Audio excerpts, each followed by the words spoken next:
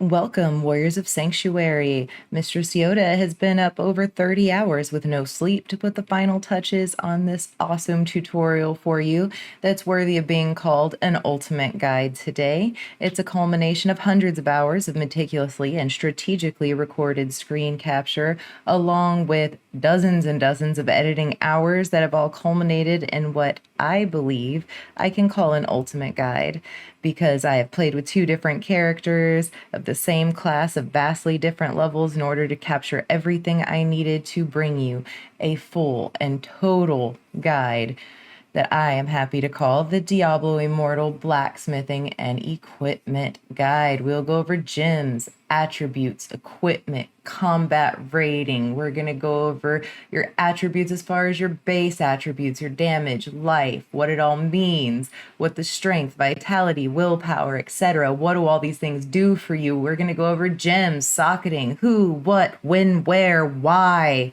legendary versus ordinary, your resonance and your salvaging and your upgrading and your forging and your rank transfers. And we're going to get into all your smithing materials vendors and your hilt trader options, and we're going to go over rune smithing and everything you could possibly imagine to get this all figured out. Have no fear though, Mistress Yoda has got your back. All right, so let's get into it. So right as we start the game, one of the first things that happens is we start being prompted to pick up items. And the items are put into our backpack, our inventory. And when we open it, we find the items that we've picked up here under our equipment tab when the little man's little helmet is highlighted there. So those items from regular set pieces, your regular primary pieces, everything is going to be there except for gems. Your gems are going to go into a gem place and your runes are going to go into this rune section. And then other things like your materials for smithing, like scrap metals and dusts and shards and things like that, are going to go into the primary bag. All of this affects your attributes, okay? This is what it's all about. Every time you socket something into any of these slots, it's going to collect under these attributes, which all start out at 0, okay? Every time you equip an item here, it affects those and starts to stack numbers along in your base attributes initially, and then after your damage and life and that you're getting from the gray ones, your initial low-level equipment, your combat rating starts to build because you start to enhance your primary attributes as well by collecting magic and rare and legendary equipment. And those are going to build up these boosters. So think of these primary attributes here under your base attributes as boosters. That's what they are. Okay, your main base attributes damage. This increases all damage you're dealing to enemies and increases your healing and absorption. Of course, your life, straightforward, you lose it and you die. And then we have your combat rating. So this is often confused. This is compared against enemy combat rating, and it modifies all the damage that you're taking and giving. It depends on how much higher it is than the level of the monsters and current activity of your difficulty level. And it increases all the damage you're dealing by a percentage and decreases all the damage you take by a percentage. It maxes out at 10% against other players. So what they're talking about is you're starting out at normal difficulty, right? So what if instead of 0, you had 4,375 in normal difficulty, right? So that would mean you were that much higher than the rating of the monsters in the level. And now look, you're getting a boost. It's increasing all your damage you're dealing by 11%. It's decreasing all the damage you're taking by 10%. However, against players, again, it cannot be more than 10% of a increase or decrease in damage that you're dealing against them. So anything above 10% above only applies toward monsters, right? So now let's become a whale. Let's jump to Inferno 2. Entry point of 37,320 combat rating. We're at 39,000. We're 1,683 higher than those monsters in our current activity and difficulty levels. And it's still increasing all the damage we're dealing by 11% and damage we're taking by 10%. And the damage against players isn't changing. So what's the incentive to go from 4,000 combat rating to 39,000 combat rating? Well, maybe if I drop into Inferno 1, right, where I'm super overpowered and I'm 8,883 higher than the combat rating in this area, I'm still just getting the 11% increase. And so what's the deal, yo? So here's what the deal is, okay? So when you start out in normal level, a combat rating of 0, the monsters are the difficulty for your character, who just doesn't have anything really. So throughout each level, you have to work through 5 Helicree bosses that have increasing combat rating requirements to beat them. And the last one of the level determines your ability to move to the next level. And so his is 520 is the combat rating required to beat Iselect and move to Hell 1. So your requirements to move to Hell 1 are to have a combat rating of 520 and beat him. So once you do that, you can play with other players in parties that are in Hell 1 to 3. It's going to be dropping equipment for you that starts to be the more magic stuff, Paragon 0 plus. You get 6 type of set equipment and things, and then you move on to 5 new Helicree bosses that ends with Fang Wraith at 12,620, which is the starting entry-level combat for Hell 2. In Hell 2, it begins to drop equipment for a Paragon 100 plus. It not only unlocks those sets, but your Terrorists and Oblivion Pillars as well, and 5 new Helicree bosses. You can play with those other players in Hell 1 to 3. So we're starting to see that each level is giving us better equipment and unlocking more portions of the game. To finish and go to the next, we have to beat Saradin Sky Sunderer, who has a combat rating of 21,420. And if you notice, Hell 3 has that entry rating of 21,420, and having beat him, again, it's going to be dropping higher Paragon level gear. It's going to add 2 new types of set equipment and unlock 5 new Helicree bosses for you to battle. And as in the tradition of all the previous ones, you have to beat all 5 and, get to the last one. And in this case, getting to the last one, we run into Percithal, the Under-Earth Empress, and she requires an entry-level combat rating of 30,120 on average to beat her, which, as you guessed it, happens to be the entry-level combat rating to go to Inferno 1. Same requirements apply. So once we get here, it starts dropping 300 plus. We get 1 new equipment set. It unlocks a new Paragon specialization, and we get 2 new Helicree bosses this time. So now we play through our Helicree bosses, and we get to the last one in Inferno 1. So the entry level combat rating on this one is 37,320. So that combat rating really has to be boosted to get into Inferno 2 here, to start getting Paragon equipment that's 400 plus. Now you can play, though, with all these players in Inferno 1 through 3, and you're getting 1 last new Helicree boss there, and that's going to be 39,320, which is, of course, for Inferno 3, the entry rating, and it starts dropping Paragon 500 plus and unlocks new Helicree bosses. So I'm at 464, so not quite eligible for the 500. So that's why your combat rating matters. You cannot build your strength and everything without it. So we have these primary attributes down here, and these are boosters to our other attributes, our base attributes and everything else. However, if we're getting strength and intelligence and things, we're not going to see the number of damage change. The boosts are going to be hidden down here. They're hidden boost. They do not affect the number overall. So whatever your strength is going to be increasing your damage by a certain amount. Intelligence, that's boosting your damage again by a certain amount. These are damage boosters, strength and intelligence. They will not be seen in the damage at the top. In PvP, check your opponents. It can be deceptive. My strength in the other character is 9,630, which is silently increasing my damage by 2,889. That's not reflected in the top number up there. So again, on this other character, the intelligence isn't very high. I don't have a lot of things doing that, so it's not really helping. However, now we have Fortitude, and this is saying it's increasing our armor and armor penetration by 0. How is that an attribute? So you have to click more attributes, and you find out it is. It's a secondary attribute. So it's not your base, it's not your primary, it is a secondary, of which we have armor, armor penetration, potency, and resistance. Those are our 4 secondary attributes. So armor reduces all the damage taken and increases the amount we're blocking. So with armor 107 higher than expected for this difficulty level, that's increasing the damage reduction from blocking by 8%. And that's saying if they reduce my base damage 50%, it'd be 8% on top of that, basically. So we're moving into armor penetration, which is another secondary attribute. And so this helps you ignore some enemy armor and increase your critical hits on them. So with my armor penetration being higher than expected, you see that my critical hit damage is increased now by 32%. And they're taking what a double baseline damage would be for me and adding that 32% on top of that. So these are more hidden attributes that are boosters, right?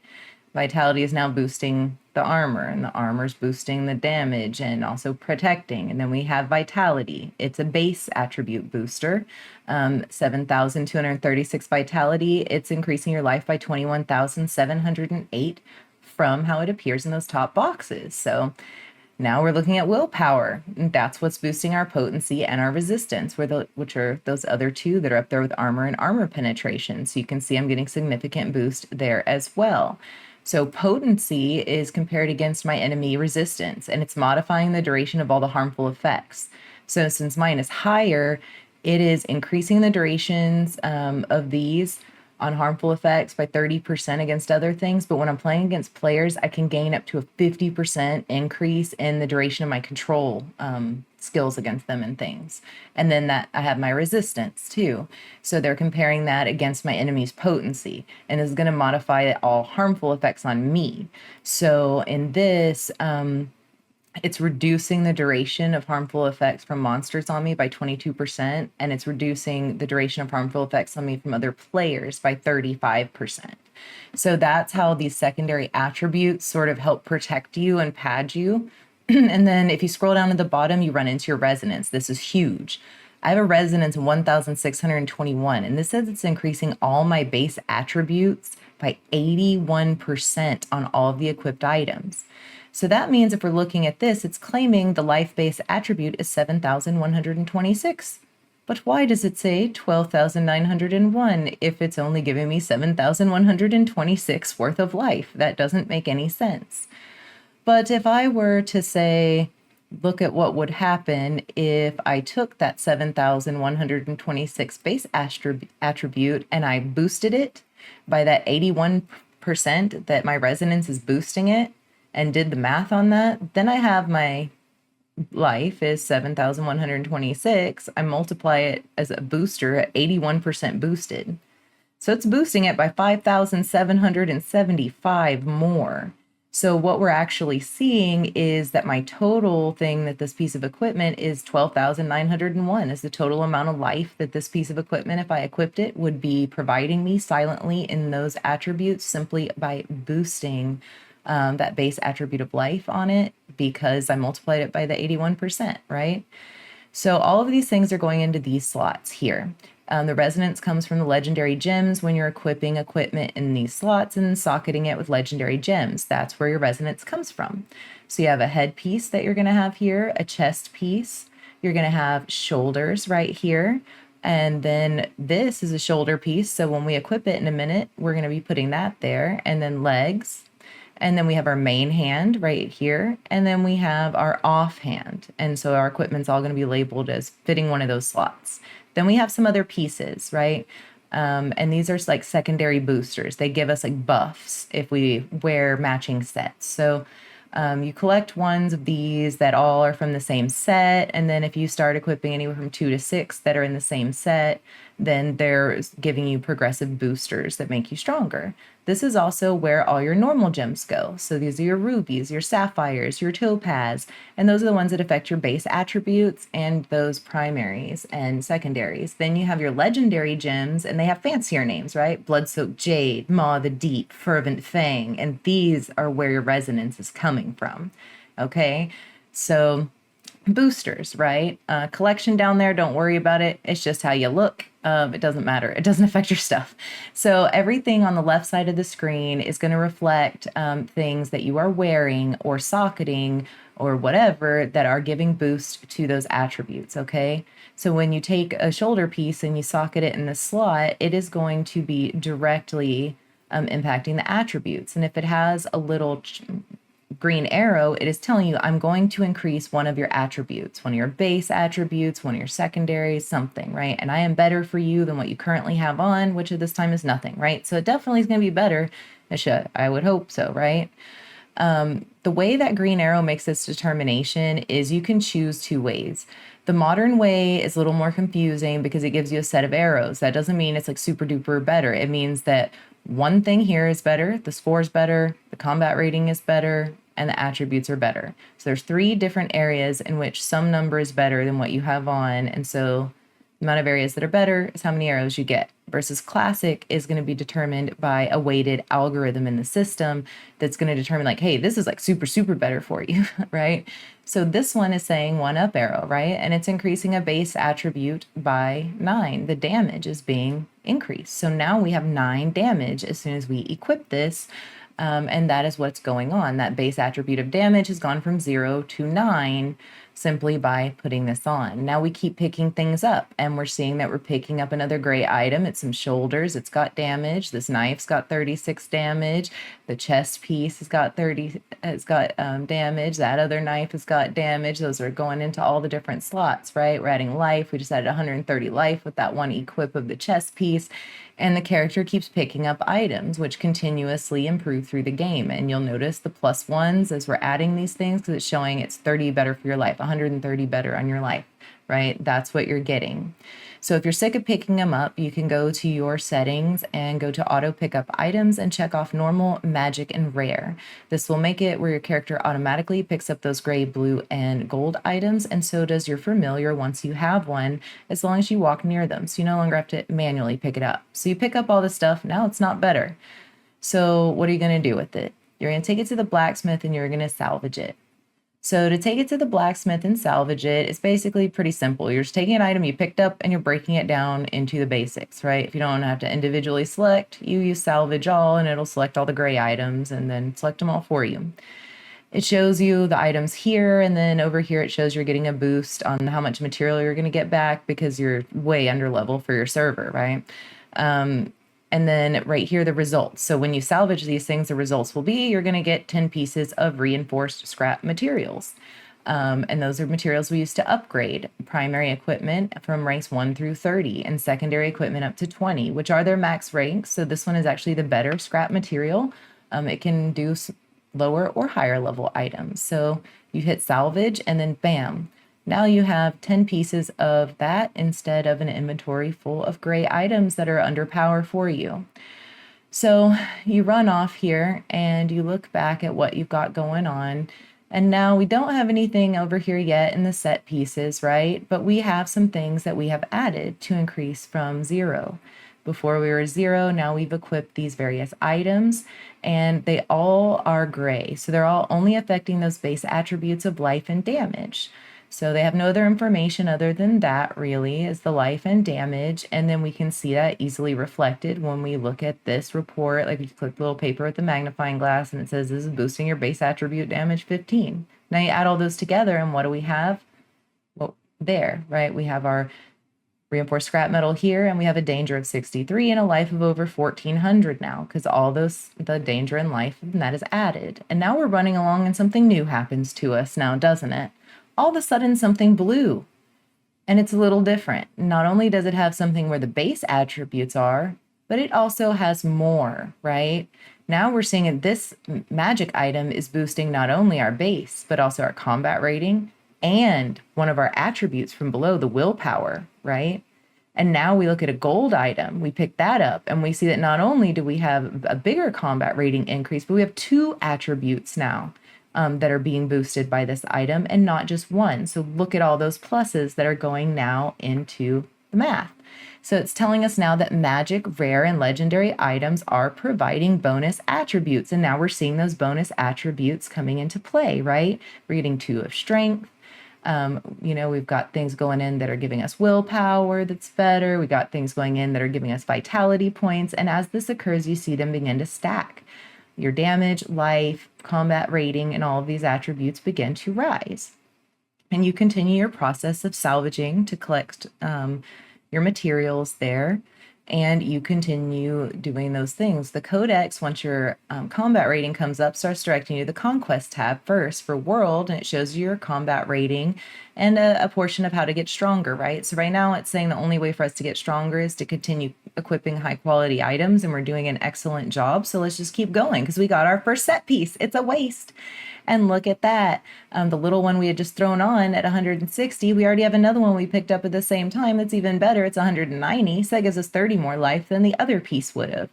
So now we are wearing pieces that are boosting all our primary attributes, our combat rating. We're boosting things over in our set piece area as well, right? So now we're starting to build some things. So we got these things that are working together, that are increasing damage and combat rating and all of our other attributes going on. And we're just running around continuing to pick up our items. Another way you can get some of these materials is every day you get a daily reward, and its rewards are various materials. So we're about to meet Beguiling Dust and Flowing Shard, which we will be using to upgrade equipment once we pass level 1 on upgrading. So we claim those and we get our rewards. Another good place to find some things is fishing. This will unlock after you complete the greatest pastime quest at level 43. Not only will we get tons of equipment to salvage, to break down into those pieces, get legendary gear, you'll also get lots of beguiling dust and gold. So once you get all these things, you know, we go in and we interact with the blacksmith. So we're going in here and he's saying, you know, tap these items to salvage. So now on the bottom, we're tapping off the gray and the blue select all. And we're noticing our results for doing that and salvaging those things are getting better, right? And we're starting to mark off things on our guide within our codex that we're completing these tasks. So the next one comes up, it says we need to upgrade something. So we start to run off and we say, oh no, it says we need to go back and talk to the blacksmith about doing upgrading. So what are we doing when we're upgrading? So first off, if you ever open up your inventory and you've got a piece in there with your green up arrow, it's going to warn you that you're about to salvage an item stronger than the one you have on. Are you sure you want to do that? No, probably not. So you probably want to get out of there, go equip it, have the weaker piece in there, and now you're going to go back in. And now, yes, you'll salvage that weaker piece, right? And then we're going to go in for upgrading. So upgrading is where you select an item that you're going to increase its rank. And later you can transfer this rank over to another item. So once you equip something to 5, if you find a better piece that has stats, you want to move it to that slot, it gets to be a 5 too. So when we upgrade each rank, it tells you what you'll get out of it. So you'll get 2 strength, 2 vitality, and 4 points to your combat rating just by improving this to rank 1. To do so, you need 125 of the basic level scrap metal. And you need at least 1,500 in gold. You have everything. Everything's appearing in white. That means you're good to go, and you can go ahead and go for it and make your first upgrade. And it reflects the points that it said it would give you for doing that, right? So now we're building our attributes and our combat rating. So to do this again, now we're seeing a dust down there, right? It's not only just the material and the gold, the metal and the gold, we now have some enchanted dust there, which is for the lower level items under at the level where we're doing. So it shows that we've got everything that we need and we're in the clear. So we upgrade it to a 2 and look what happens. +2 +2 +4. We're getting the same pluses every time, increments of 2s and 4s. And so we go ahead and we're going to town on our upgrades, right? We're going to upgrade everything as much as we can upgrade. Oh, and now we stop because now we're in red. We don't have enough. We need 4 more. We don't have enough metal. We're in the red, and we don't have enough gold either. It's just all the way around. We are just out of luck. Wherever shall we get more of these things that we need? So we go ahead and claim here, and then we go to our conquest, and our conquest is now showing something else. It's showing upgrading equipment, not just equipping it, but it says we're doing an excellent job. So since we're doing so excellent, we should continue. But if we weren't doing so excellent, the game, by clicking that, will show you where to go to get the things you need to make that better. If you're not doing a great job, it tells you, it gives you direction. Go here, go there to make this better. If it's rating it as poor or something like that. So we keep going around and we're continuing to pick up items and we're continuing to boost these stats and we're continuing. And now we're starting to notice there's circles in some of these items in the middle, right? And we're noticing some red arrows. So what do the red arrows mean? Well, it means you're going to go down 6 on willpower, but you're going up 7 on a combination of other things. So technically, the classic system arrow was correct. You're getting 1 additional point overall. Here we're all in the green, so we know that we're doing nothing but growing. Here we got a couple reds, so our combat rating is 1 lower than the other side, and our strength is 1 lower, but overall our score is much higher for this equipment.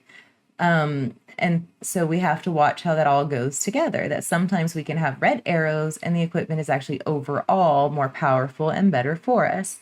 And you'll get more and more used to this as you go through and you continue to do this. And You continue to notice this differences, why the arrows are like that, 46 versus 49, 178 versus 307, those sorts of things, right? And then we're seeing combat rating increases and damage on the gray ones. They're still just giving us, base attribute points. So now we've got our strength is increasing our damage by 1 now, and our fortitude's high enough now where we're getting all these little things. Our life is being increased by 60 additional points thanks to our vitality, and our willpower and intelligence still aren't there to help us yet. But we can keep building, right? Our damage is going up, our life's going up, our combat rating's going up. Now we are dealing 49 points higher than the combat rating of monsters for our level, and now we're increasing the damage that we're dealing by 4%, decreasing the damage taken by 4%, and we still have that max 10% cap for players. But now we have at least a little something there. It's not zeros anymore. But we also see that we're adding flowing shards now, and we're adding some of that beguiling dust, the red ones here. So you're going to need that to upgrade the higher level you go. And then this is the higher level that will take you all the way through the highest level equipment of reinforced scrap metal. And then gold. You're going to need your gold. It shows that it's up there, right? Keep picking up stuff. Keep doing the process. You're doing the grind now. Now we're building and building. We're picking up. We are really getting there. So where else can we find some help? So in our Empowered Battle Pass, they give new players a free one so you can test it out. Generally, these are $14.99 every season, but you do get a lot of stuff, right? You'll get to choose certain set pieces, which are good. You'll learn why. You'll get to choose amongst various legendary gems, wholesale, basically lower ones like these here.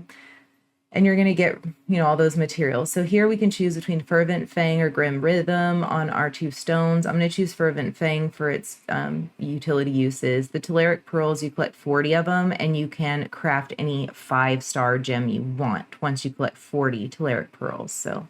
But once you do get a legendary in there, now we have equipment with the circles down there, the slots. And we have a gem, a legendary gem, and now we have a red dot. And that red dot is saying, hey, I have an empty slot. You have a legendary gem. Why don't you socket it? And when you do this, again, gems are a booster. So it's increasing your resonance.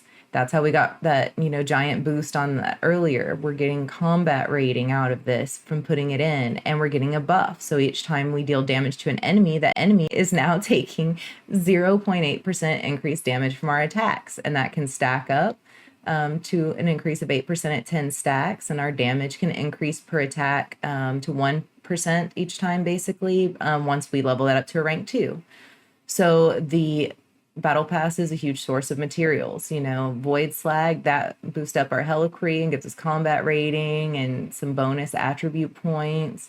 Here's the normal gems, the rubies and things like that. We're going to socket. Some legendary gems will come up.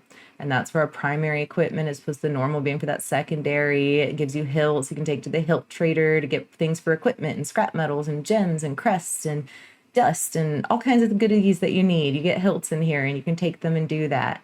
It gives you your choice at times as rewards of normal gems. These are boosters, remember? These are just boosting our damage. This one's damage. Tourmaline boosts your damage. Ruby boosts your life. Citrine, Topaz, Sapphire, and Aquamarine handle your armor,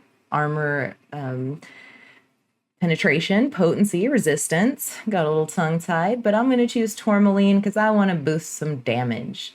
Now we get to choose a set piece. We're too little to have any recommended builds right now, so really let's just look at what it does. We're going to have an increase in combat rating. We can potentially in this piece get 2 to 3 random bonus attributes and 1 to 4 magic ones, just like the other one. But in addition, we're getting a legendary thing. So this is actually affecting a skill that we have. It's boosting one of our skills now too. It's not just boosting our attributes. Now we're using them to boost our skills once we're getting to legendary pieces. So it all builds. Right now, if we don't have a specific build in mind, we're a new player. We don't have any recommended builds yet. We don't know which build to choose. So if you do know, pick the one that goes with your build. And if you don't know, you can choose one. They're apt to be much better.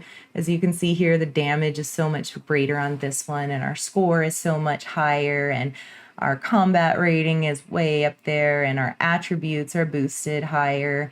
And when we're comparing now our, all these things, we're seeing that we have all these boosts, right? That this base item score is much higher overall, and we are getting the prompt that we should definitely, because we're in classic recommendations. They're saying this is much, much better for you, and you can see why it is much, much better.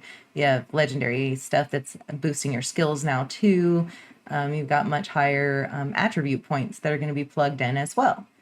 So, and you see this one even has an extra slot in it that we'll get to later. Once it gets legendary, now there's 2 holes in it. What do they do? We'll figure that out. You also have gear ranks now that when you go to switch stuff, it offers if you want to transfer it. So that's just saying if we had that feature available right now, that we could have transferred that over already at a rank 2, and then this other one would have gone into the inventory with it ranked down. Okay, so we can socket the legendary into the primary pieces. So if we select this Fervent Fang right here, we can socket it into one of our primary pieces that are on our screen. In this case, we're socketing it into that legendary, and you saw that we just got a bunch of boosts for doing that. Now we're going to take our other one. We're going to take this Seled's Weakening, and we are going to socket it into our other available item that has a socket. Okay, and it's boosting stuff too. You see the things that it's boosting by putting it there. So now we have those 2 in there. So now we've got 45 resonance in the corner over there, right? So we're building some resonance, and we're able to start socketing our regular normal gems into the set piece we've now collected. So you see a rank 1 tourmaline is going to increase it by 8 points, your damage, if you socket it there. So as you go about this, your combat rating is going to continue to rise. And now there is socketing and upgrading legendary gems along with your upgrading equipment and equipping it in world. And now it's added PvP, where it's saying, here's what your combat rating is for PvP. You're doing a real bad job right now on socketing and upgrading normal gems. Very poor. You should do something about this, right? Like, oh, we got the stuff to upgrade this to a 2 now. Okay, so we're going to catch up on that rank that we lost out on when we couldn't rank transfer yet because we were too little. We get those extra points back, and we're stuck again. We don't have enough gold to continue doing that.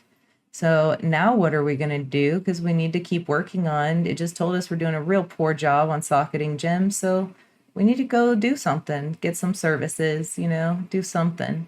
So we're going to look here at this slot. So I've gone ahead and upgraded some normal gems. So like you get them at rank 1, and it takes 3 rank 1s to make a rank 2, 3 rank 2s to make a rank 3, and it goes from 8 at rank 1 to 16 damage increase for rank 2.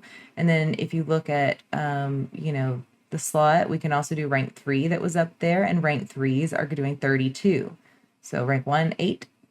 Rank 2, 16, rank 3, 32, and it takes 3 1s to make a 2, 3 2s to make a 3, 3 3s to make a 4, and so on. So now we're going to keep going along now that we've done something about that, and we've unlocked our gear rank transfer. So now we can do that. We have a legend, 20 in there that we've ranked up, and we want to put on something that's got better attributes. We just slip that right on there. Some places where we can find equipment, of course, are dungeons. It gives us some good equipment along with set pieces. So each dungeon awards specific set pieces. So if you're looking for very certain set pieces, you're going to want to know which dungeon to farm. So you just click on the little icon above the enter as your green set piece, and it'll tell you what specific ones that particular dungeon will award you potentially as the rewards at the end. So now we have a normal gem. We want to put on a new equipment that's higher. We need to take it from there and put it in the new piece, right? So now we've removed it from there and we've put it there. So we transferred that gem. So you can transfer the gems easy breezy that way. You just click transfer and the gems are selected and they transfer easily between the pieces you're swapping out. So we're going to continue swapping out, and we see we're growing stronger. Things are getting, numbers are building. We're getting more pieces on our character that have open sockets for things. We've got one that even has a mystery socket in the middle. We've got some Battle Archive coins here. So if you go to the Battle Archive shop, this comes from buying battle passes and things, but you can purchase a Fervent Fang once a month. It's really the only gem-related item, although you can pick up Spirit Essence and cosmetics and things for those points too. And so I'm going to get another Fervent Fang. Unfortunately, I can't equip another Fervent Fang in any other thing, even with an open slot, because I already have one Fervent Fang. You can only, once you put a legendary in something, you can't put any more of that. But you can go get other types of legendary gems by using legendary crests and running the Elder Rift. You're guaranteed a legendary gem every time. Now you see we're getting like stacking of materials. We got regular scrap metal that we can use on the lower level equipment, reinforced scrap materials for the higher level equipment. We have that Beguiling Dust in our inventory as well. We have Flowing Shard in there. We have 3,000 hilts where we said we could go use the hilt trader to get all kinds of goodies that are going to help us with our smithing and building our equipment initially. And we've got our resonance boosted, just having those two in. We're getting 15 from Sedling's Weakening, and we're getting 30 resonance from that Fervent Fang. So now we've got our damage increased by 6 from that. We got armor increase. We have life increase. We have potency and resistance are being boosted. Our combat rating is 91. That's making it where we're dealing 5% more and taking 5% less damage when we're out and about in the world. And, you know, just building all these stats, right? We're building all these stats. We've got this other Fervent Fang in here. So we're just going to keep doing our thing. We're leaving that in our inventory. We can't socket it. We don't have anything better for us. We just got 116 reinforced scrap metals that time because we picked up so many more blue items that we're increasing the amount we're getting for each thing. It's getting better. And so remember on our activities as well, this is going to show you places where you could go get equipment with those, you know, the green telling you set pieces are here, orange or gold, you know, legendary or magic things. And as you go about doing this, combat rating rises and you can keep tracking what you're needing help in. And the game will keep giving you guidance on how to get stronger in those areas based on how it's, you know, interpreting you're doing. So those things are really important, right? To get done. And we even have quests in here where I ran an Elder Rift with those crests to get some legendary gems earlier, and even some quests back here for battle pass points. They want me collecting or crafting legendary gems, even to get those points, which help strengthen me in their own ways, right? So we see the cycle going on here of how everything is influencing everything. Now we're getting better, right? We're excellent in the other things, and we're good, right? We're no longer poor with our gems. We've gotten acceptable now. We've moved up to good. So we're doing better. We're getting stronger. We're upping everything. We're understanding how this is working together. And we're doing that. So now what? So at this point, we are going to take a look at some of our important places, right? The blacksmith, critically important. We are going to visit the blacksmith a bajillion times, right? For a lot of different things. We can go to the smithing materials vendor right here by the blacksmith to pick up materials to use at the blacksmith, like scrap metal. We can use that to make enchanted dust. If we're short on enchanted dust, we can trade out 10 of the regular scrap metal and we'll get 1 enchanting dust. So we have 624 enchanted dust right now. If for some reason we needed more than that to do the upgrades that we needed to do, then we can trade 10 of the reinforced scrap metal that it shows you with the red that's up there that I have 3,000 of, and that would give me 1 more enchanted dust. So I could acquire more enchanted dust if I was short by trading other things for it. A lot of these are 20-to-1 trades, so it's a lot. These crystals that you get from running Challenge Rift, they're pricey. For single ones of them, it's 4,000 of the scrap metal, or 400 of your enchanted dust to get 1 of the ones that just upgrades those set pieces from ranks 1 through 10, and they max out at 20. So those only take you through 10, and you have to do like 40 of your glowing shards just to get 1 of them, or 400 enchanted dust, or 4,000 reinforced scrap metal just for 1. So that's getting pretty pricey, the trade-ins to get that. So run your challenge rifts. You also can trade for Beguiling Dust, but it only accepts the reinforced for 10-to-1 trades, but it's going to do 200-to-1 trades if you're using your plain scrap metal. You're going to be trading at a rate of 200-to-1 to get 1 of those. Then you move into the cryptic crystals, and to get a single cryptic crystal for your equipment to get it above 10, to get it up to 20 on that your set pieces. You see it's getting steep too. 400 Beguiling Dust, 4,000. So we got like a 4,000-to-1 trade rate and a 400-to-1 for that. So you're going to need those as you go about upgrading these set pieces here. You see how it's wanting the reinforced scrap metal and it's wanting those cryptic crystals because these are all high, right? They're almost max. They're at 19 out of 20. So they're demanding the max sacrifice, the final sacrifice, if you will, to max out on all of these. It was very sad. Once upon a time, I had a level 20. I accidentally didn't rank transfer it and salvaged it clicking buttons too fast. Very sad. Now we move over to our primary equipment. We see what it is giving us, but we see in addition to what we're used to, the strength, vitality, combat rating, that this particular level 22 helmet, it's given us some things. It's demanding more to be upgraded, that's for sure. Look at the sacrifice it's demanding to become a 23, right? But it's also giving us other things. We see down here with this 19, that it is asking still for the green dust because we're not a 20 yet, but once we're a 20, now it's asking for the beguiling, from the enchanted to beguiling, because we need to go from 19 to 20, and that is the cutoff for when you can use which dust. The higher you get, the higher level upgrade materials it demands, and the more of them. So these are getting close to maxing out. Level 26 maxes everything, but we also are seeing all this stuff is getting added to these, some more than others based on how high we are. So part of this that we're seeing is from reforging. So we have reforging stones, and when you get the whole family of attributes, you'll get boosters there. So I am using the barrier set there. So I've reforged some things and created a barrier set, and by wearing the barrier set, it gives me these little boosts.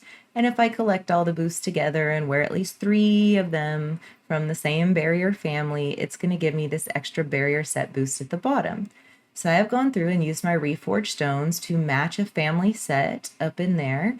And now I have a barrier set that's giving me this increased boost. Again, a booster. I'm getting boosted by things. My attributes are getting boosted. We look over here though, and we only have 3. Didn't that 22 have 4?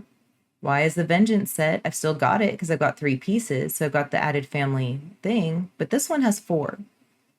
So why does the 22 have 4 and the 21 has 4, but the 20 has 3? Because at varying levels, more of these slots unlock in here, and at 26 you will have 5.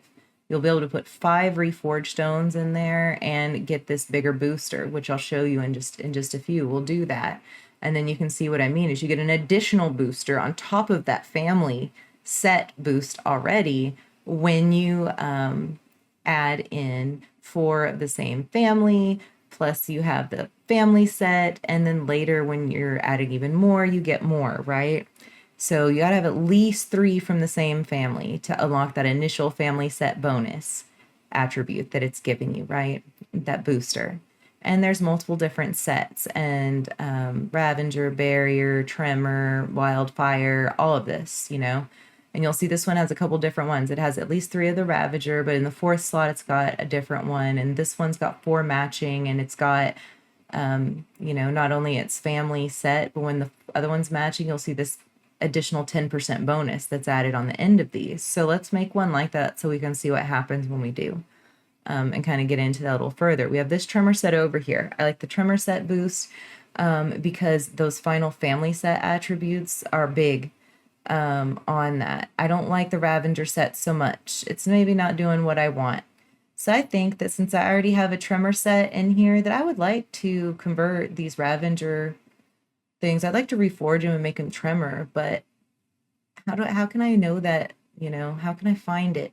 I just want to make sure they're Tremor. I can go to the materials in the store and I can buy with platinum a Tremor family stone. So this will ensure that whatever I hit when I reforge on this is 100% going to be a Tremor so that I can align those sets. So if I want to shift this set from this one family where the reforged stones would just randomly select one of any family, and I don't want that. I want to make sure it's a Tremor. So I bought a Tremor, using a Tremor, and what it's going to provide is a Tremor specifically. Now I can move that over there. I've reforged that and made it a Tremor set instead of a Ravager piece, right? But now I'm not getting any any family bonuses because I've got 2 and 2. I don't have enough to qualify. So whatever shall I do? I want my family bonus. For this particular set, it's pretty significant. So I'm going to go buy another Terror Stone, or Tremor Stone, sorry. Over 30 hours no sleep. We're going to bring it back over here. And we are going to quickly go in here and we're going to say we're going to reforge again. We're going to use some of the reforged stone we have just bought, the tremor stone, and we're going to plug it in to whichever one we'd rather replace for now. And now I've got another tremor family attribute. My primary attacks have gotten this. And now because of that, I have a 2% chance to inflict 22,886 damage and stun nearby enemies for 1.5 seconds. Oh, but if only I had more, I could do more. Luckily, I can go back to the shop, because I've been doing good making my platinum, and I am more platinum, and I'm going to buy another one. Now I'm going to go in there, and I'm going to make that set where we got 4 aligned family pieces. With 3 aligned ones, we get the family bonus, right? The overall family bonus. But now what happens when we add the 4th? So we're going to go in, we're going to replace this last straggler with the tremor stone. We're going to make them a true family now. They're a happy little family. We're taking this last one out and putting their family member that we can choose in with them. And when we do this and put their family member in, you see that the other ones are grayed out. Those are the ones we already have in. So we're going to put that over there. And now our tremor family bonus has increased an additional 10%. So you get 3 in, you get the family bonus, you get 4 in, you get an extra 10%. And then when you get to level 26 and you unlock all 5 slots and you have all 5 of them in there, then the sets will award you an additional item. The tremor sets will, and the sets will at level 5, it'll open 1 more. And you'll get that 1 more additional boost in the family opened up, and you'll get another booster added to the bottom where you have your family attribute for 3, then you have your plus 10% additional for 4, right? So if we were going to rank transfer, here's how we could rank transfer within here. It's just literally taking a piece that doesn't have a rank and taking the rank from something that does and moving it to the piece that does not. That just switches the number onto that piece, right? So now we are starting to get legendary pieces, which are having these question marks. Now I won't use my familiar as an identifier because most people don't have familiars that identify. If you do, want one, watch my video. I'll show you how to make one. Then I just have to go the regular identifier now. I'm not using him. So I identified through here, and these things aren't better, right? But they're legendary. So they may not be stronger than what I'm wearing. I may not need them. They're not better, but they're legendary. What do I do with those? Do I take legendary to the blacksmith and trade them in? Is that how it works? Can I go here and be like, hey, Mr. Blacksmith? I'd like, no. Oh, no. He says, no. The only thing that you could do, even if you wanted, was 1 set piece. So he says, this can't be salvaged here. You better go extract it. And that's where the essence transfer comes in. This is where we come to get rid of those legendary pieces that are just underpowered. Every time we do, it extracts that little legendary thing that was buffing a skill, right? Remember earlier I said that legendary thing made one of your skills, like boosted it. So that's what these legendary things do. Everything that's listing in here is some skill of yours and the way it is enhancing and boosting that skill to wear it. So when you're low level, you won't have the loyalty bonus, but when you get higher, you'll get that. And I've maxed out every single Tempest loyalty attribute I could have, right? Normally that's because so you could collect ones you're missing that you need to build your sets and things. But I'm not missing any. I have collected everything there is to be extracted of every essence of everything, right, that there is here. So instead, when I extract these, I'm having my loyalty bonus go towards starting to extract the essences for the Demon Hunter build in case I want to make a Demon Hunter character later, switch her over. When I say builds, I mean these. In your inventory, the game will give you 4 recommended builds. And in these builds, it'll be like a player versus event. PvE build is number 1, build 2 is a PvE, build 3 is a PvP build, and build 4 is a hybrid build that doesn't unlock till your Inferno 2 anyway. But it's wise to keep an eye on this because you may find also builds online where the build is a mix of core skills, like you see at the top, use these 3 skills and then use these 4 legendary items. The legendary attributes are boosting the skill, right? So we have a skill, we have the rolling whip is boosting rolling surf by wearing it. But what are we boosting in turn 1 level down? So we're boosting skills with the legendary items. With just the legendary items alone, we're boosting our initial attributes, having them on, and then we're socketing gems, which are boosting our resonance, right? And we're getting resonance boost, combat rating boost, and we're getting buffs that are increasing different base damage or other various attributes, or increasing our chances to find other magical items, which are blue, gold, that sort of thing. And then, we have some things that are, decrease our enemies or cause problems for our enemies, right? Attack things. And so it recommends, like, hey, if you want a really, really effective build to wear for this game, then you should try and collect all of these pieces. So we got the gems, boosting that, and we've got the legendary items boosting the attributes, boosting the skills, gems boosting those and boosting the resonance. And then we have our set pieces, and our set pieces down here are going to be giving us their own boosters. They're going to be giving us our own points toward things for just having them upgraded. And when you wear enough of them, you start getting these additional boosters.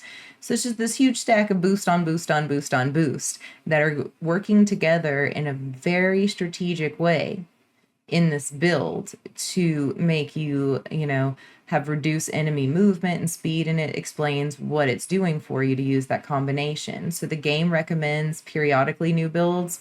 We've had these for a long time, and you can discover new ways to play with those combos of skills and items and stuff like that. You can find builds online. Use your armory to store the builds. I'm not going to get deep into builds today. It's very complicated. It's hooking all those things together. I am doing a different one, and we will cover all the builds in that video, okay? So right now we're looking at, if we wanted to do an essence transfer to understand what this is about, we can take the shoulders that we're wearing right now, right? We're wearing one of the sets of shoulders that's in here, my no sleep, but the shoal, we're wearing the shoal, right? So we go in here and we look and we see, and we're like, okay, how does all this work together? So you have like your main passive skill, which is a summon, and it's a buff skill, right? It's a summon buff. But we do see these gold dots at the bottom after it just explains what it's doing on its own and how everything else is affecting it. At the bottom, we have these gold ones, and they're saying that you're getting this additional thing added to the skill from what you're wearing on your legs, You're getting this additional part of the skill for what you're wearing here. You're getting this additional boost to the skill because you have the special sword that's in your inventory from this event, and it's always going to increase this by 10% for you. And it tells us these are control and gather skills, right? Riptide gathers your enemies together and locks them in place. This one's a damage buff. But we have that rolling surf is from the main hand getting a boost, a skill boost there. And also from the headpiece, we're getting a really significant 90% damage increase, right? From that. So that's a lot. And I'll explain that in a little bit. It's abnormally high, right? And Squall is getting something from the main hand. It's getting a boost from there. So it's showing you how these things that you're equipping are boosting your skills with those legendary qualities. And now our combat rating here is way up there, right? Our strength is boosting our damage significantly. Our fortitude's boosting our armor and armor penetration quite a bit. Vitality is boosting life, and willpower is boosting up that potency and resistance. And remember, those are not being counted in those top numbers. Those are hidden numbers. Watch your PvP, man. And then this one. Why do I have all this special craziness of 90% increases? And what is all this other crap that I've got in here? And what is this? Well, what are these things? And we know what the gem is. Now we got like something else socketed. And we got like all kinds of craziness. We know what these are, right? We just went over that. We reforged. We have those reforged families. That's where those boosts are coming from. We're getting our family attribute plus that 10% because we've done the 4 slots. So now we got to understand what has happened along the way with all of this. So we'll get back to that. We have the salvage remains option. So you're getting the void blood slag here. That's for your Helicry. You get these remains. You kill Helicry bosses. They drop these remains. You equip the ones that are better in your Helicry, like you're equipping these pieces of equipment into your stuff. See, these are the ones that I currently have in there, and the ones I had weren't better, so I salvaged them for void blood slag because that's the material I need in here to upgrade this. But look at the boost to my combat rating, strength, willpower, vitality, and fortitude that this Helicry is giving me, not only because it's leveled up, but also from all these things that are slotted in there. What they're combining to provide for me together is this, right? And then down here, these are attributes that will boost you during Reliquary raids and challenge rifts when you're trying to go for those crystals and when you're trying to go for more remains to boost your Reliquary or to get to the next level, right? So this one's giving me like 403 combat rating, and this one's giving me 405, and you know, giving me some boost when I'm doing Reliquary raids and challenge rifts, and giving me some fortitude and vitality on this one, and you know, so these are all just adding, right? They're stacking those stats. It's making it more. So that's your Reliquary, and it has a lot to do with your equipment ultimately, doesn't it now? Now that you see it's boosting all of the stats of all your equipment, their base stats, your combat rating. So those salvaging remains important for your equipment too. And now we go to purifying. Oh Lord, there's another one. We just did Reforge with Reforged stones, and now we have purification shards, and we have curses. So we see these have pretty nifty little frames. These mean that these items are cursed items, and so therefore you can purify curses to achieve different ends. I enjoy using the atrophied one. This is similar to how set pieces build, right? So I have on atrophy. If you have 2 pieces that you purify, then you're going to get the first thing's going to unlock, and you're going to get a dark field that appears underneath your enemy, dealing 24% of your damage every second for 6 seconds to any enemies that are remaining in that area. And it's not going to occur any more often than every 90 seconds. With just wearing 2 pieces that you purified to match in there as atrophied. And each piece can only have 1 curse property. So each of your pieces has 1 curse property. You can equip 4, that's going to cause more of a boost there. And then if you equip 6, even more, right? Stronger and stronger. And then we have detested. So in here, I have just 2 that are detested because I got my max out of the 6 atrophied. And I have 8 here because I've added all those from the Inferno levels, unlocking those equipment slots and whatnot. So I have 8 instead of 6 pieces. So I can have the full 6 being atrophied and then add 2 more detested to just add this little boost, right? That because I have those other ones doing that, now I also have these 2 pieces that are creating dark voids under people that are causing loss of control, and they're taking certain amounts of damage. So now all of that, those cursed properties that are giving me all those boosts, those are helping me. So what if I decided, I don't want detested, I need another atrophied, I want 7. Even though the 7th one doesn't do, I want it. I want 7 atrophied, and I've got to find them. Then you just go through here and you use your purification shards 1 at a time. And then now we have an atrophied. Now we have what we want. So we choose that one and it moves it over here. And now we have all those pieces that are atrophied, right? We have 7 atrophied. But we don't want to stay that way because we're not getting anything out of it. We want our detested back so that we could have 2 detested and 6 atrophied. So we go through it again. When we get our detested back, we lock that in. When you change out your legendary stuff, you're going to need, you know, when you change out those things and you transfer stuff over, your curses are going to need to be adjusted because you'll end up with other cursed items and that's not going to transfer. So anyway, you're going to have to do that on occasion to realign things. So now we go to salvage this green set piece, and now it's got this Fabeled Wisp in here, and we haven't seen that. We've seen the Flowing Shard. We're familiar with that, but this is new. So what this is saying is that every time we salvage an item, you know, we're getting those upgrade materials back, and the type of material we get back, it depends on what we put in. So if we put in a green set piece item, it's going to have a Fabeled Wisp in it. Okay, if it's green, if it's up to the green level, and those are used to craft set items for that Inferno level or Hell level that you're in. And the power of it is going to be determined by the Hell difficulty that you're in when you're salvaging the items, right? So if you're in Hell 1, you're going to end up with Hell 1 Wisp. If you're in Inferno 2 and you're getting those items in Inferno 2, you're going to be getting Inferno 2 Wisp. So we know now that we get those broken up pieces, and then we can use those things to upgrade, right, from our salvage material. So we can only upgrade rare set pieces and legendary. So we can only upgrade the gold, the green, and the orange pieces, the legendary. We can't upgrade the gray ones and stuff. So anything that's going to be below gold, those are going to have a set rank. And then rare items, the gold ones, they'll max out at 5. You can't make them go any further. You have to plug in a legendary in there on your primaries to be able to go up to the full capacity of it. And so just to hit back on this with our salvaged items, you get wisp off there based off that. You're only going to be able to upgrade rare, set, or legendary. And then upgrading improves the basic bonus attributes of the items. Rare, gold ones max out at 5. They need to be legendary or set items. Legendary max at rank 30, set max at rank 20. And then you get those additional slots for your 5th family attribute from reforging and things. Those start to unlock at rank 6, 11, 16, 21, and 26. So you'll have 1, 2, 3, 4 open, and then the final 5th one at level 26 when it maxes out. And then, of course, the bonus attributes can be reforged. Once your equipment opens up at 6, you can put the first one in there.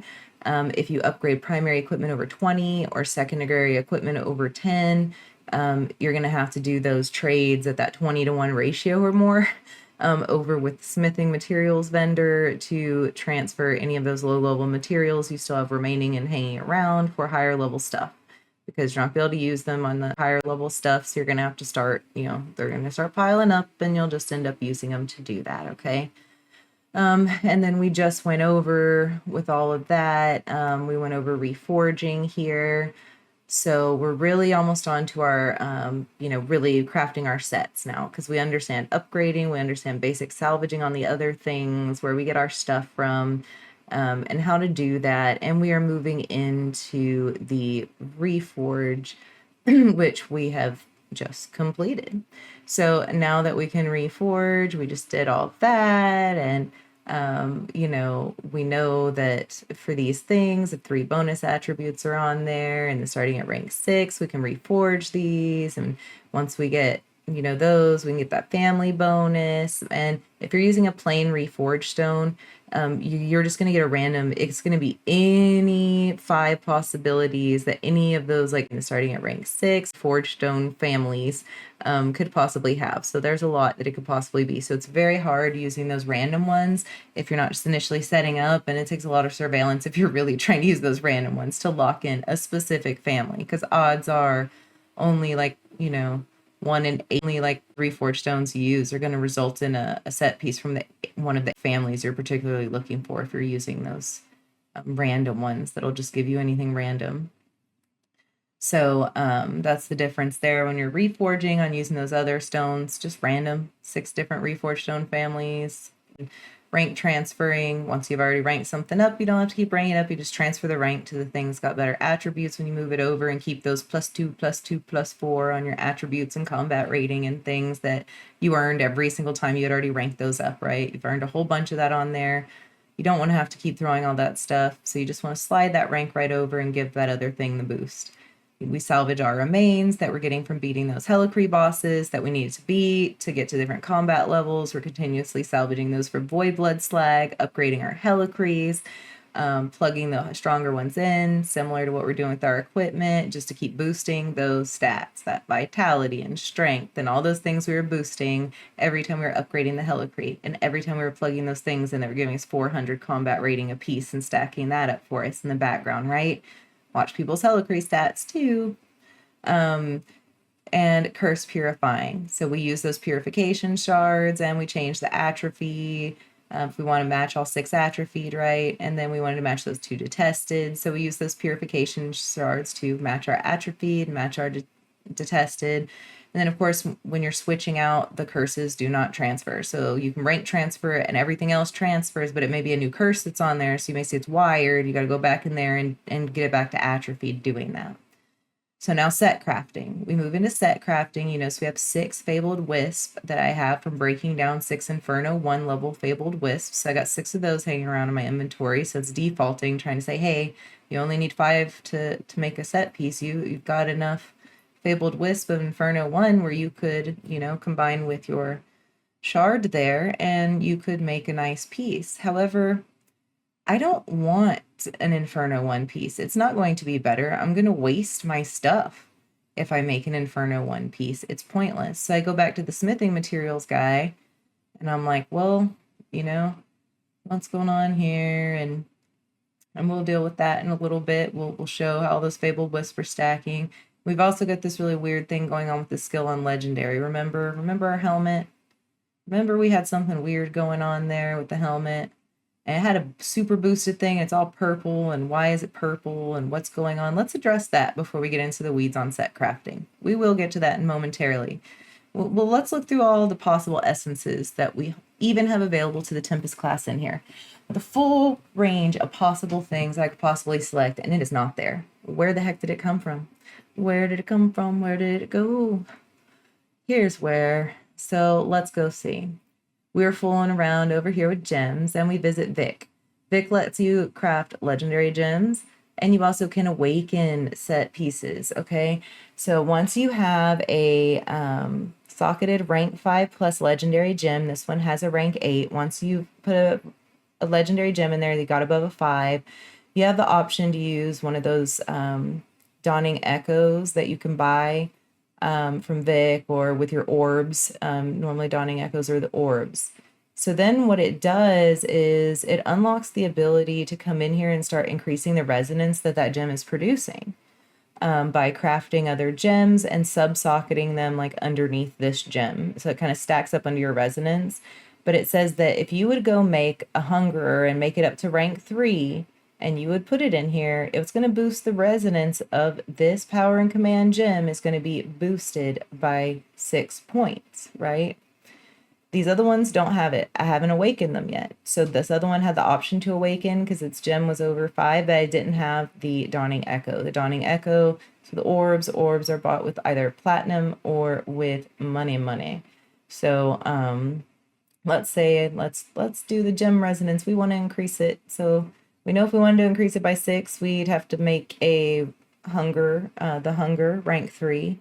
And we would get 6 more resonance points if we went and did that, right? Or we could make a Berserker's Eye rank 5, and it would give us 5 additional resonance points.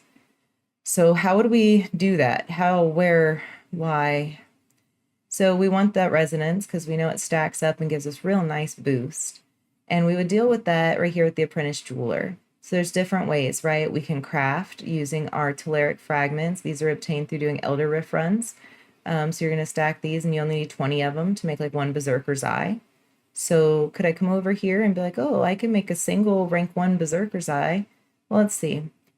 Legendary items can be awakened and gains them additional resonance. Like I said, anytime you get a legendary gem, rank 5 or higher, you can awaken it. And at that point, then you can, when you awaken it, it enhances both the basic and legendary attributes that the item has. So the legendary attribute that item already had was a skill targeted at rolling. Can't think of the name of my own skill I use every day. The rolling one, the first one, you know, it's got that 90% increase to it. So we, by awakening this gem, getting it to level 5, and then getting the orbs together and things like that to get the Dawning Echo, and we awakened it. So, and when we did that, we enhanced the basic skills that it has. So like the basic, you know, attributes and things on the item, all your standard base ones or secondary ones or primary ones, you know, because we have the primary are our strength and intelligence and vitality and willpower and fortitude. And then we have our secondary, our armor penetration, our potency, and that sort of thing, right? So awakening them also upgrades the appearance. So that's why they look purple and have kind of a cool like look to them. And then once you've awakened the items, you can access the opportunity to gain additional resonance by doing that. So there are some technicalities to this, right? So awakened items, like they gain access to get additional resonance, but also they can be socketed with resonant gems, which is what we're looking at. And the ones it's going to demand, those are chosen by that one in the center. So that power and command, that green gem that was in the center of all this, the power and command says, you can only increase my resonance with a rank 3 of the hunted. And I'll increase it by 6 for that. And you can only increase it by 5 if you give me this Berserker that is a rank 5 Berserker Stone, which in and of itself, right, that would qualify for becoming an awakened gem. But this one says, I'm an awakened gem already. if you put a level 5 Berserker in me, I'll give you 5 points of resonance. And so, and then if you noticed, it showed in the center another way we could increase the resonance was to also increase it to a 9, right? It's already rank 8. If we had brought it up to a rank 9, that'd be another way we could bring up the resonance. And I'll show you in that little spinny thing again now that we understand that, right? So we awaken it with the Dawning Echo after it reaches a 5. It's boosting our attributes, including that legendary one that's impacting our skill directly. So that's nice. It's turning it purple, and it's got that additional opportunity for resonance. We're going to keep growing and leveling it up, right? Till it maxes out at 10. They all max at 10s. 10's the highest you can go. So this awakened item is going to be able to get more resonance through going to a rank 9 and then a rank 10. Also, if I socket these resonant gems, if I make these and put those in as resonance slots, will boost the resonance. And you can see why people would want to boost that, especially if they had maxed all their gems to 10s. They couldn't get any more resonance from their legendary gems. They have all 5-star gems that are maxed all the way out and that sort of stuff. So, you know, that's a thing that people will do to max everything out, is then stack up those resonant gems that their level 10 will accept, and then they can get absolute max resonance from their gems. And the rank of the resonant gems are going to affect the item's value, the resonance, how much it has. Like how high up the gem is ranked will depend on how much resonance it's giving you. Every rank, it's going to give you more resonance for ranking it up, which improves its attributes. And the only rank and name on the resonant gems matter. So only the rank and only the name of those gems matter. Like all those other boosters or attributes they normally give, those are ignored, right? So the power and command gem is saying, give me a rank 5 Berserker. I am not getting the benefits of having a rank 5 Berserker gem socketed. I'm only getting the resonance boost once I've made that level 5, and that is a lot. You'd think it was straightforward, but no. To make a level 3, you need one matching legendary gem of rank 1. Then to make a 5, you need a level 1 of that gem and one that you've ranked up to rank 3 to combine together, plus this other stuff and things in between, right? So we're going to look into that. So if we needed the hunger rank 3, it's saying that we would need, to start out with a hunger rank 1 to even make a rank 3, because rank 3 demands a sacrifice of one matching rank 1 plus bound gems, which we get from destroying all of this other stuff. So we get this little bit of power here if we destroy other things. I definitely don't want to destroy my 5-star for this. So to make a hunger, to put in a 6 boost resonance, that would be silly. But we can keep increasing it, and we can do it this way. So, like I said, to make a rank 3 Berserker, first and foremost, we'd have to make a rank 1 Berserker, and then we'd have to combine a rank 1 with bound things to make a rank 2. So how do we make another one? We can go in here to our gem crafting, and we can use Tulleric fragments. We get those from running our Elder Rifts and things like that with Crest. They drop that as a reward, and we also get flaming embers. Sometimes whether you have, anything or not, you can still collect those embers and trade them in by over there for Tulleric fragments. You could save them up and craft these things down here. This one does give you the opportunity, if you save 320 flaming embers, you could roll the dice and see if you could wind up with the 5-star. However, you might end up with the 1-star or 2-star, and the 1-stars are only 100 of those fading embers. So you're going to kick yourself if you waste 320 and you get a 1-star that you could have made for 20 Tulleric fragments.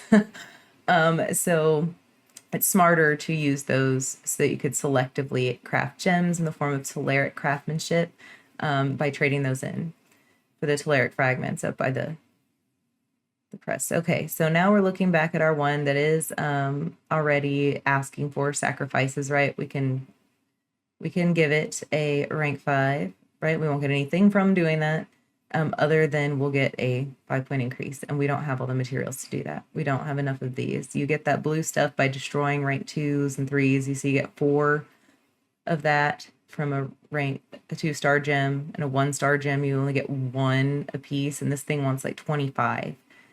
So we're going to be saving up some legendary gems for a while so that we can get those bound gem fragments or whatever out of there and be able to have enough of them. So we're stuck now. We can't do anything else with our legendaries. We could use Crest. We've only got 3 though. So we don't have any guarantee with an orange crest that it's going to drop a legendary 1 to 5 star gem for us when we run the Elder Rift. So we're probably just going to get some Tulleric fragments if we ran it with those blue rare crests. So now we're looking over to what else he's offering to do. And he's saying, hey, you know what else I can do besides awaken your stuff? I can split up your normal gems that are in your set pieces. I can not only awaken your stuff and boost your resonance, but if you want to come to me, I'll split up those normal gems. So why might I want to split up a rank 7 Tourmaline that's giving me 216 damage into 3 rank 6s and 5 Echo Crystals? First of all, where the hell did the Echo Crystals come from? I'm glad you asked. Whenever you go to upgrade to a rank 6, it requires 1 Echo Crystal each to craft a rank 6. So you have to do 3 5s and 1 Echo Crystal. That makes rank 6. Anything of your normal gems that you're going above 5. So for a 5, if I was to split a rank 5 gem, I would just get 3 rank 4s. But I wouldn't get an Echo Crystal from a rank 5 because I wouldn't have used it until I made a rank 6. And when I made a rank 6, I would have used 1. And it would look like this when I split it. But then I used 3 6s that had 3 of those in them because they require 1 each to make a 7. Plus a 7 demands 2 more. So I've got the 3 rank 6s that each had an Echo Crystal, plus the 2 Echo Crystals that I used to make a rank 7. If I'd like, I can get them all back. I can split it. I can have 5 Echo Crystals to upgrade gems from, I can have 6, like rank 6 ones to scatter out through equipment if I need to work on a build. And as you see that, you go through and you're ranking them up. Like I said before, rank 1s, they're not eligible to be split because it takes 3 rank 1s to make a single rank 2. So until you have a rank 2, you have nothing to split. So these rank 1s, can't split them. But rank 2, I can split it. That took 3 rank 1s, so if I would split that rank 2, I would get 3 rank 1s. However, be careful because some of your gems, the little symbol here means you can sell them on the market for money. If you're doing good crafting gems, you can make a bunch of platinum. Okay? If you take one that's craftable with that little market symbol and you break it down, splitting gems, nothing that you just got out of there will be useful in the market. Now you can't sell it if it doesn't have the market symbol, and if you mix gems that have it with gems that don't, those bound and unbound is what we call them. I'll show you in a little bit. You are going to end up where you can't sell your stuff if you mix them. It's got to stay that way. And you see we got cryptic crystals here at our smithing materials vendor. We know what all those are, and now we've got our wisp, right? So we're going to talk about these now that we kind of maxed out what we could do with our gems for now. So we know about all the gems and stuff, and now we got all these wisps. When we go see the smithing vendor, we know we have like some here, and there's a million of them here. Why? How? But there's only, for Inferno, 1, 2, 3, like that matches the game. But if you're on the regular Fabled Wisp that are the hell ones, there's a bunch. And that is just a product of them changing the game. They changed all the difficulty levels and switched it all up. We used to have like crazy amounts of hell levels and inferno levels, and you had to go through a whole bunch of them. And then they narrowed it down to much smaller ones. And so people ended up with a bunch of pieces of random and wisp from all these other levels that no longer exist. And so they put this in so that people could get rid of those. So what do I mean so people could get rid of them? Why would they add a bunch for something that's default now? Because people ended up with a lot stored up. Some people had a lot of those from salvaging all these things here. So we'll get into that in a minute. So first, when we make these set pieces, what are we looking for if we're going to make one in the first place using these materials? So as you see, wearing them, you get those boosts, right? And if I wanted to craft a set and I look to see, I'm like, oh, I have 13 Inferno 2, and it only takes 5 to make a set piece in Inferno 2. So my set that I'm targeting right now, I need a 6th piece of Shalbass, specifically this arm piece or one of the bracelets. So I took my chances. I threw 10 of my Fabled Wisps from 10 pieces, and neither was better, right? I made 2 arms. Neither one of them are passing that mismatched Shepherd Beastmaster that's giving me more boost. So if I put it in, now I would get everything that you would get from the set, right? They all lit up in green. Now they're all available. Nobody's grayed out. I have the 6 on as required. I have all 3 bonuses. And that's what it's showing me under here. So I'm getting all these boosts now from having 6 set pieces of Shalbass on my character. Okay. So now what happens if I put Shepherd and Beastmaster back? Because it's just so much better. It just is. Look at the boosts it's giving me to combat rating and stuff. Even that extra little bonus I'm getting from that one thing really doesn't make up for the fact that I'm getting so much more out of this guy, right? So I'm going to put Shepherd and Beastmaster back on. I'm going to equip and transfers, the rank transfers, all the gems slide right over, all that good stuff stays. Oh, but no, the Shepherd's is in there. But it is lit up, one of them is lit up in green, which means he has a pair. There's got to be at least 2 to activate that first one. And there's his little friend, it's hiding in the bracelets. And that's what's making it where the first one's lighting up, right? But Grace of the Flagellant, no other set pieces from her set is there. Very sad. Very grayed out. Not doing a thing for me, but holding some normal gems at this point. That bracelet is pretty much worthless. I probably should have used my Shalbass. I'll use the next ones to make a bracelet for that one, because that one's doing absolutely nothing for me at all. I need to make it do something. And it is the only thing that's doing nothing. At least the Shepherd's blending with the other Shepherd to give me one attribute, right? The other one's just sitting there doing nothing all alone. So if you go in here to actually set craft them, you will click that little paper at the top of the magnifying glass, and you can find all the sets in here. And if you click any of the set pieces when you're in this environment, it's telling you got to have 6 set pieces equipped for this. But if you click them, it shows you what all of it would be if it was all, you know, fully functioning as the set. That if you were using this set, you would have all those attributes added by using it. If you're using that set and it was matched up, you'd be getting these boosts. And there's eventually 8 of these sets, right? First, when we were in the lower levels unlocking, remember we were talking about the Helicry bosses, we said it unlocked 6 sets, so it unlocked 6 of these. And then later we talked about once you go up to that next difficulty level, it unlocks 2 more, so now you would have all 8 once you progress through that. So that's what it's referring to. And the one that just said the equipment slots or whatever, that was opening up that 7th and 8th for primary stuff. Just so you know, if you're doing that, whatever you have socketed in those first 6 are what's going to count in some of your events. All right, but let's talk more about what else is going on here. So to get some normal gems, if you need more, you can always click on anything minor maxed out for the week. There's a gem cap of 63. So I've already gotten 63 bound. I've gotten 63 unbound. So these things, these dungeons and things in my codex that would normally have, you know, lit up spots for normal gems, they're now like that because I maxed out. But I can still get high quality equipment if I go do that. I can still get the other rewards if I do that. But I can't get those gems anymore because I have all of them, right? And so we have this other slot besides gems that we got to worry about too, and that's these runes.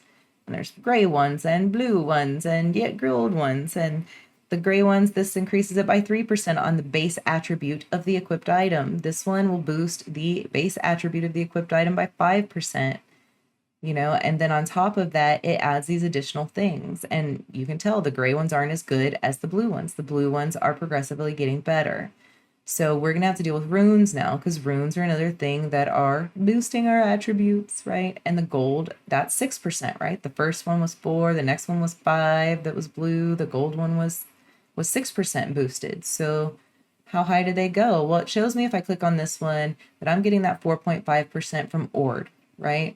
And the first one was pure, and it was giving me 4%. So why is a gray pure giving me 4%? An Ord is giving me 4.5. A blue Vox is giving me a 5. But then this gold one's giving me a 6. What the heck, right?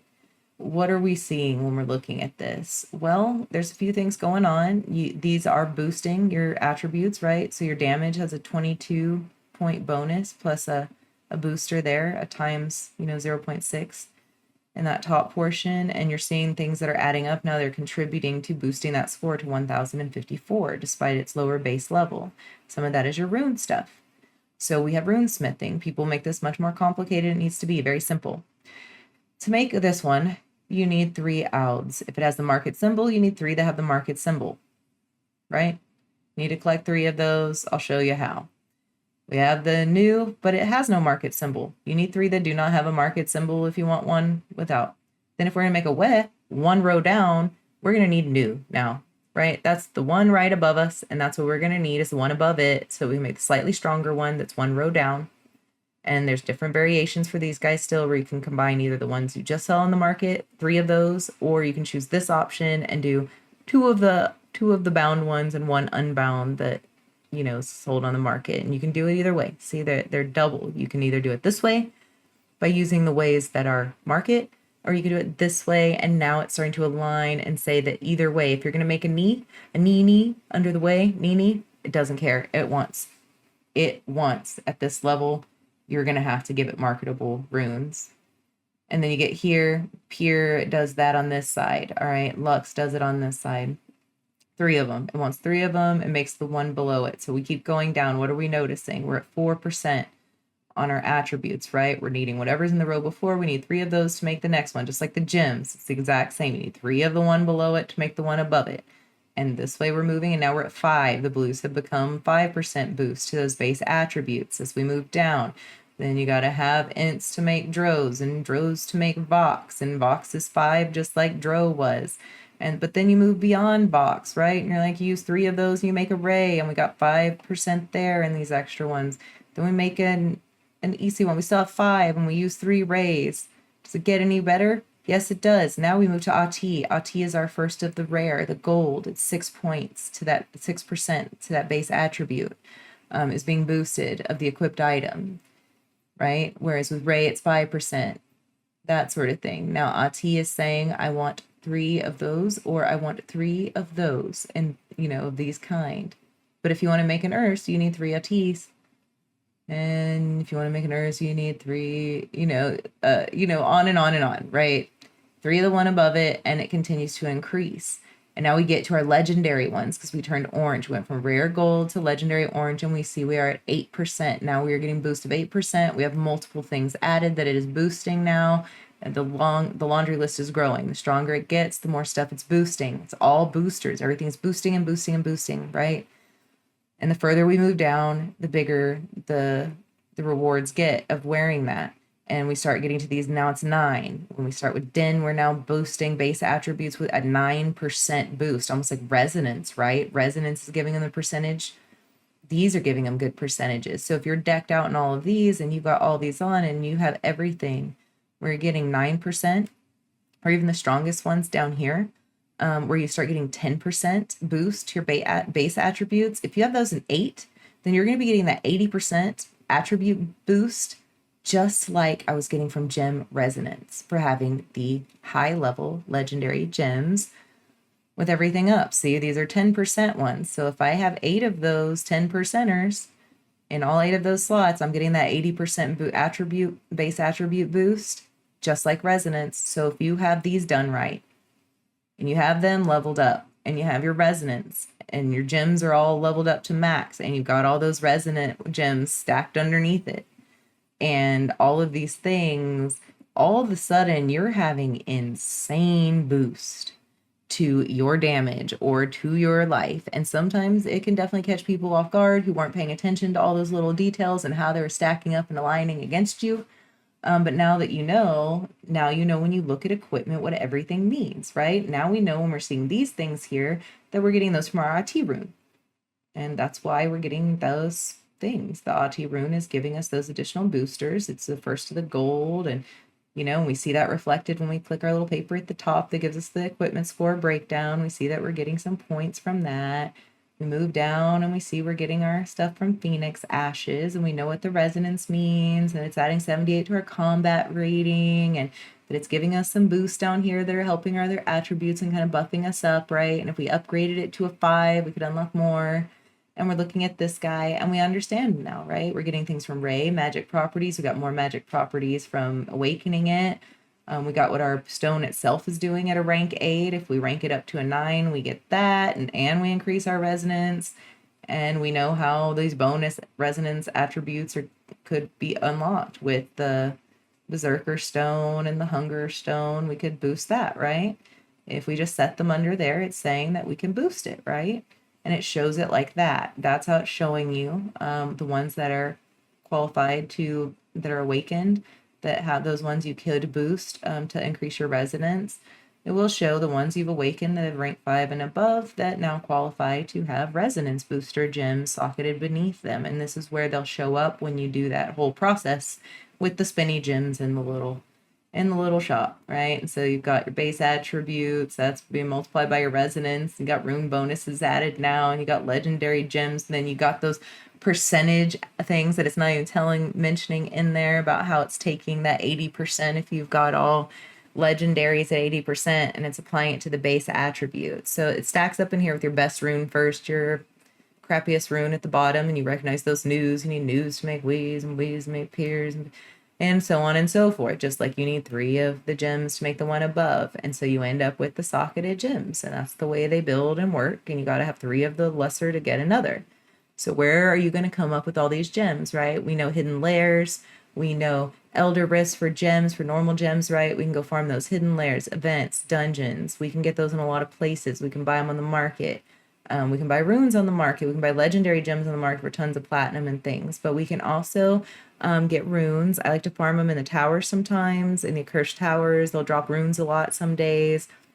You can also collect these abyssal essences from Erebin or the Abyssal Verge, either or. You can run these here. And part of what they give you each run is an abyssal, 1 to 2 abyssal essences, depending on how well you do. Once you save up 10 of them, you go over to Rayek and you exchange them, and he gives you a rune and a bunch of other drops that are a mixture of all these other additional things, right? So that's when you turn in your abyssal essences, the drops, you get 40 battle pass points, you get runes, you get legendary equipment, gold. So he just gives you a big old drop, but you get a rune for every 10 of those for sure. So you can run those dungeons over and over and over, get a bunch of abyssal essences, turn them in over and over, and start building all those low-level runes and collecting some that you're going to get as blues. And if you're lucky, you're going to get a gold legendary one or something. But you can definitely get them doing Erebin runs, abyssal Verge runs. They'll drop just within the run. When you come out of it, sometimes runes will just drop, even if you haven't collected the 10 and turn them into Rayet for extra ones. When you run the accursed towers, you can get runes to drop. So you know all that now. You know where your cursed properties, how your Helicrease playing into everything. You know what your resonance is doing, how to boost your resonance after this hour. Don't worry about that Vanguard charm. Nothing to do with anything right now. We'll do a charms video. We know what all these things mean when we open up our set items now on that side of the screen. We know how the upgrades have boosted those numbers. We know how all of these things play together nicely, right? That there's 8 possible set items. They want you to have 6 to unlock all 3 of the things. And you could put 2 set items from another set in there and have that double thing like we did with the curses, right? Where you've got the 6 that work on one and some max of 6, and then you just use the other 2 to boost something else, to combine like the 2 shepherd pieces, so that you'll have 6 Shalbass and 2 shepherds, and so you're getting the full Shalbass and shepherds. We know what all these attributes mean everywhere now. We know that items come with magic properties if they're already built in, but we can also add additional magic properties of the legendary and the set pieces, or the legendary level pieces over here. That we can add these runes into them and add all those bonuses and socket these and, boost all those things. I mean, we really learned a lot today, and you can see how now, just taking what you learned in this tutorial over the past hour of your time, thank you so much for watching. I worked so hard to bring this to you guys. And I love that if you're watching this, if as I'm scrolling through this here, you now understand everything you just saw. You understand how all these little things are playing together, so you can make your character the most powerful, most fun character that you can as far as learning this. Now, as I said, I didn't include the character builds, the armory in here, because the armory we'll get really into. I'm going to do character builds, every single class, all of that stuff. We're going to get into the weeds on that. So we'll cover your armory in the character build videos, where we also go over your skills. So I think I'm going to combine the skills along with the armory, because I think that skill tutorial making its way sort of through the ranks there, and then we will work through those skills, understand our skills for that video, where we'll introduce our armory, because you're going to be storing all this equipment in armory loadouts too, right? Remember all those builds I showed that are the recommended builds for your character in there? So there's an armory where if you put on the build one time, you equip it all. You can save the loadout in the armory with every single complicated piece and gem and essence and rune and familiar and skill and everything that you combine together to make that crazy build that does whatever crazy thing you want it to do for PvP or for the certain event that you play, right? And you can have quite a few loadouts in your armory. And so basically you equip that the one time, you go up to your armory and you can have it save it. And then anytime you can access an armory, or if you get a familiar that has the remote armory access, you can just switch out your loads in motion. You can be running out in the world and be PvE gear. You're just trying to farm some things. You're trying to pick up some normal gems at hidden lairs. You're looking around for runes to drop. You're trying to get any creature that's, going to be a magic creature blue or rare creature gold or legendary creature to be dropping the items you're looking for, familiar contracts, whatever it is you're seeking. And you're just out in the world farming, and then all of a sudden a PvP event comes up, right? And it pops up, and you're like, oh my gosh, I gotta get Shadow War. Totally forgot about Shadow War tonight. And you have a Shadow War PvP set that you've set up that boosts all the right things in all the right places, and you wreck people in that.